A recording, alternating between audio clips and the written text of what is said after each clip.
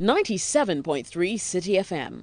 Relevant radio, always. Hello everybody, my name is Christopher Opoku and this is a special preview ahead of the start of the 2015-2016 EPL season live on Citi 97.3 FM.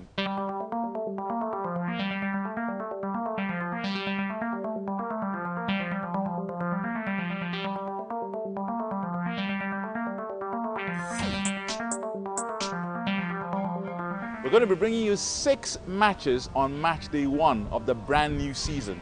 And we're going to talk about how some of the teams are going to pan out, especially when the kickoff starts on Saturday. We begin with a lunchtime kickoff between Manchester United and Tottenham Hotspurs at Old Trafford. Now, Man United have made quite a few impressive signings, the likes of Morgan Schneiderlin and Bastian Schweinsteiger in midfield, together with Matteo Darmian in defence and Memphis Depay up front.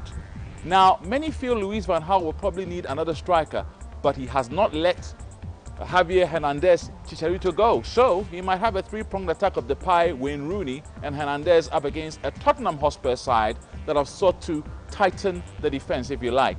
Toby Alderweireld has been signed on from Atletico Madrid and Kevin Wimmer has also been signed on from Cologne. Tottenham Hotspur don't have a recent good record, and if we recall, the last time they went to Old Trafford, they were absolutely pasted. Wayne Rooney and co will be hoping to do that.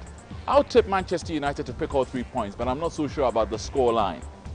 Moving on to the next game, which will be of Ghanaian interest for a variety of reasons, Bournemouth up against Aston Villa. Now, Christian Atsu has moved to Bournemouth on loan from Chelsea, and he's been joined by Ivorian international Max Gradel. And remember, both players faced each other in the 2015 African Cup of Nations final, where La Côte d'Ivoire won, of course. And they'll be up against an Aston Villa side that has a certain Jordan Ayew leading the attack. And it's not just him. Beninois international Rudy Gestede has been signed on from Blackburn Rovers. And there have been a few other signings like Idrissa Gueye, who was brought in to replace Fabian Delph, who's moved on to Manchester City.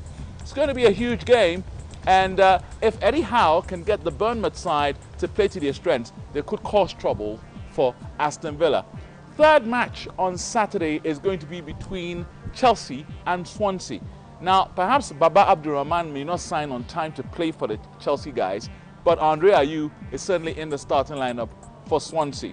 Big headache for Jose Mourinho though. His side don't seem able to score goals when Diego Costa is unfit, and he's not fit at the moment. Radamel Falcao or Loic Remy might be one of the two, might lead the attack against the Swansea side, who have a very good team under Gary Monk, and they will be looking to cause a stir at Stamford Bridge. As to whether Jose Mourinho will allow them to do so remains to be seen. The likes of Nathan Dyer, the likes of Bafetimi Gomez, of course assisted by Andre Ayew, should be a cracking game on Saturday evening. Sunday afternoon begins with a game between Arsenal and West Ham United. The signing of Petr Cech has many Gunners thinking that, perhaps he is the missing link to them winning the title.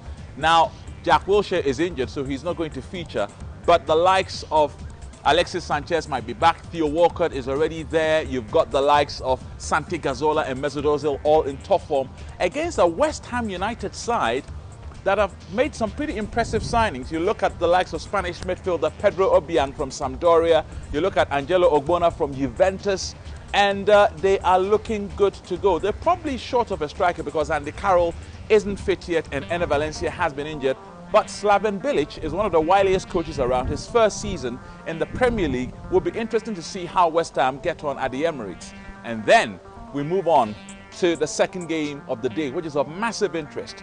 On the last match day of last season, Stoke City not only defeated Liverpool, they absolutely hammered them. 6-1 was the final scoreline.